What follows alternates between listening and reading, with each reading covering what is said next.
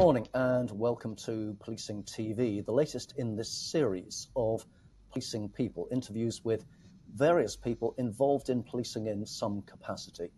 I'm delighted to be joined today by Dr. Susanne Knabe-Nicol, who has a fascinating background ranging from being a police community support officer with the Metropolitan Police in the UK, some work with Norfolk and Suffolk constabularies, being the Director of Communications with the Cambridge Centre for Evidence-Based Policing, current work at Middlesex University, and being the founder of Police Science Doctor, more of which in a moment or two.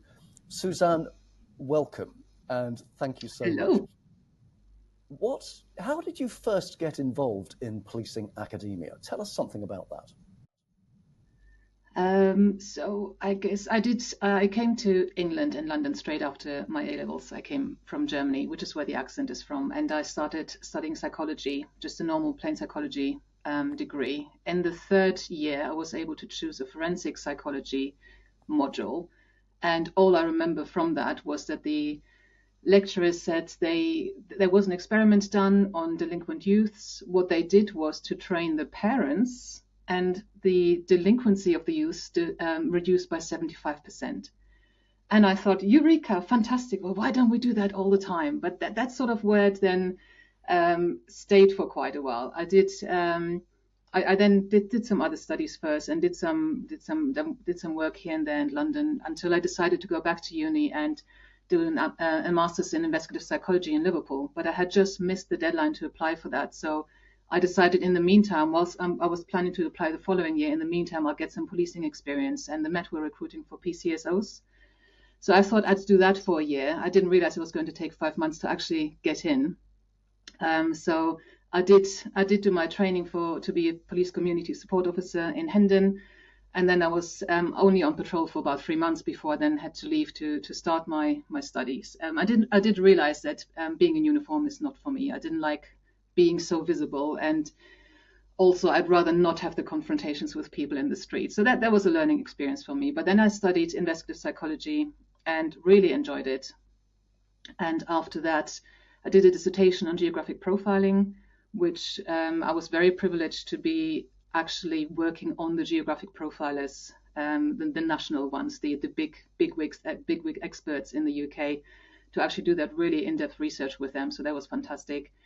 And I then started working in more police forces. So I started as a regional intelligence analyst for the regional intelligence unit in the Southwest, covering 5 forces down there. I then moved to Suffolk Police and then did a variety of jobs in Suffolk and Norfolk Police as a researcher, investigator, actually interviewing suspects. And I guess that's where probably my interest in bridging science and academia came in, because I had been reading a lot about investigative interviewing and suspect interviewing, and I found that really fascinating. And now I was interviewing suspects, and I was wondering, why is no one telling my colleagues and my role how best to do it? Yes, we've got our training, the very established training that everyone gets at the beginning of the job. The normal witness interviewing and specialist suspect interviewing course. But other than that, there was so much more to know, and nobody was telling the people who were actually doing the interviewing day by day. So I found it weird that the academics were doing the research with police, with suspects, and somehow the ones that were actually doing that work, it wasn't getting to them. There was no direct channel of communication for the practitioners. So that's what I found quite weird, and that stayed in the back of my mind. I was doing my PhD part-time as I was working full-time for the police, so that took a number of years, and doing more fantastically privileged qualitative research with more experts from the now National Crime Agency. And as soon as I finished the PhD, I thought, well, I need to do something with all that material, and I first thought about writing a book, started learning about online marketing.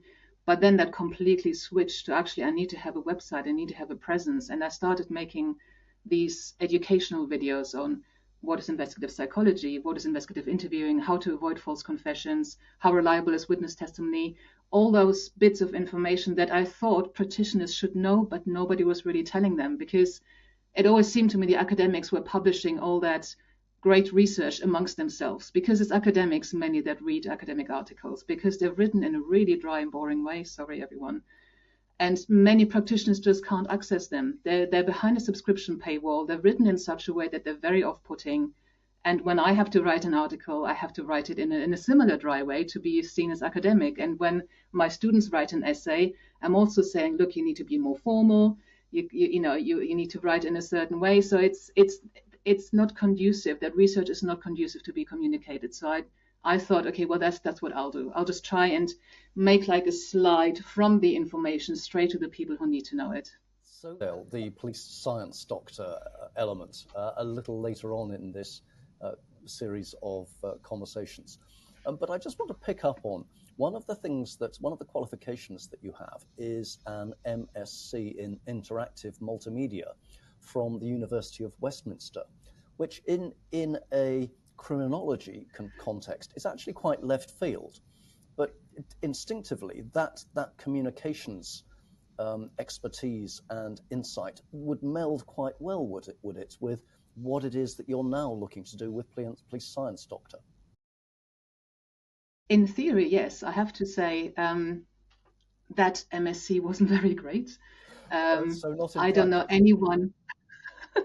I don't know anyone from my group that actually used it in any way. So I wasn't, hopefully it's better now. Maybe it just wasn't very good that year, but I don't think I'm actually using any of it. I had to learn everything myself. So the whole video editing, the whole online marketing, I very actively dove into that whole field and learned, online courses, memberships, learned about everything myself, doing an email list, getting people's attention, trying to find the people that my content is relevant for.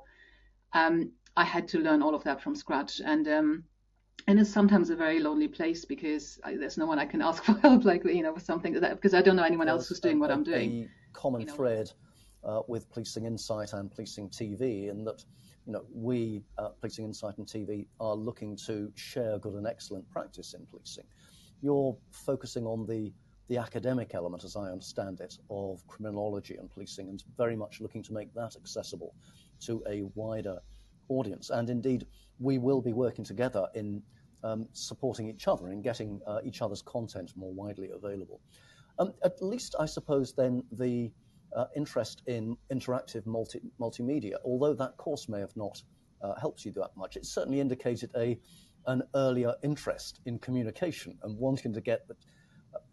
You say yourself that academics tend to write in an academic manner, maybe a little dry, may not be accessible to rank and file police officers, or indeed even to some of those in policing who are more academically inclined. So, what are some of the challenges that you experienced in those early days, looking back in getting increasing the ability to communicate those academic papers? I think, first of all, it's a lot of work.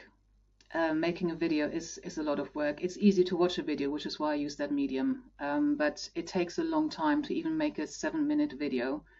At the time, I was working for the police when I started the website, and the police are very strict about you doing anything else on the site, and I did get into trouble because I asked to just film some background footage on police premises, which was against the rules, and things sort of happened, and I wanted to carry on with the website, and I wasn't allowed to, so I left, and then started working for the Cambridge Centre. So the fact that it takes a lot of work is one thing. Getting it seen by people as well is another thing. So I do think that a lot of people see the content and appreciate, and they do email me. They come up to me at conferences and they tell me that they appreciate it. It's just the time and effort. And I haven't actually made an educational video maybe since I started the job at the university, because this kept me quite busy.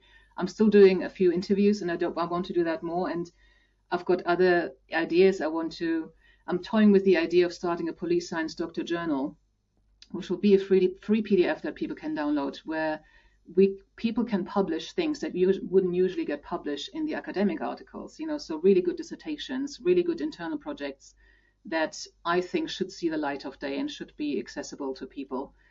So that's something I'm toying with at the moment. And so I think it was the sheer amount of it, and the fact that, like I said, there was no one really to ask specifically about what I was doing and how best to do it. Learning by doing. Still looking back, did you find much resistance amongst those that you were looking to interview for the videos? Did you find that academics were camera shy or reluctant to try and convey their academic research in more accessible form than the papers that they were writing? No, not at all, actually. I think everybody has been really open. I think the first person I interviewed is Deacon Rosemo. He's a big heavyweight in the field of geographic profiling, so that was fantastic to get him straight away. I'm lucky that I had some good connections through my uni supervisor, Professor Lawrence Allison, through whom I was able to contact people. Oh, I'm Lawrence, the student, and that gave me some credibility straight away.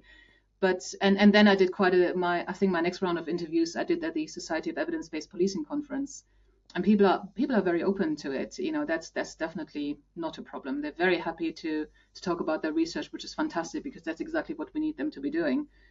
And at the conference that we had a few weeks ago, again I was just streaming those live interviews with a few of the speakers, and if you force people to be that concise, that's really what I'm looking for. I'm not someone who beats around the bush. I think I'm pretty good at explaining complicated things in a very simple way, and I get straight to the point. And I think that's what we need nowadays in media, the cutting out the waffle and getting straight to the point, which is why I do these police science snippets. This is a slightly impossible question, I suspect, to answer, but I'm going to ask it anyway. That is, of the many police science doctor recordings that you've made, do you have particular favourites that you look back on and think that was a real excellent conversation for perhaps a variety of reasons, because it was entertaining or because it was informative or because the speaker was, particularly unusual? Any that particularly spring to mind? And I will present the apologies to your many other interviewees that you don't mention. So ones that spring to mind. I'll tell you one that stuck in my mind for a very specific reason. I interviewed Professor Jane Monckton-Smith from Gloucestershire University, and she's done work on domestic homicide and the coercive controlling route to domestic homicide. And I was still married at the time, and I interviewed her, and she told me she took us through the stages of the early aspects of an early relationship of someone who's controlling. And I thought, that sounds a little bit too familiar. And hang on. And then all of a sudden, I'm sort of rethinking my relationship, and seeing too many parallels. And I thought, okay, note to self, I need to think about that a little bit. I'm divorced now. So that explained a little bit, there were things going on. And it's interesting that even someone like me, of course, I'm not all-knowing, but I know about these things. I teach now about homicide, and I teach some of that content that she talked about. I didn't recognize a few things until somebody told me, not about my relationship, but just told me, this is what things look like. And I just thought, oh, okay.